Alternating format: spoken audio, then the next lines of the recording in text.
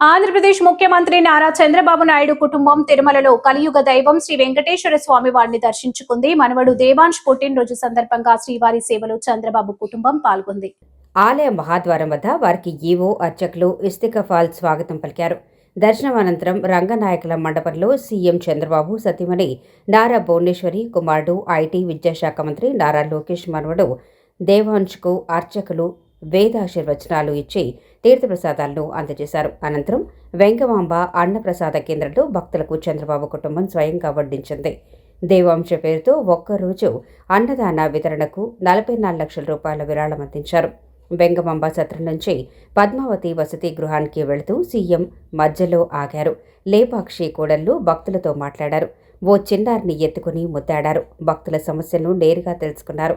అనంతరం తిరుమలలో command control సెంటర్ను సందర్శించారు. ఆయన వెంట TTD chairman BVR Naidu, EO Muddada Ravichandra, పాలకవర్గ సభ్యులు, అధికారులు ఉన్నారు.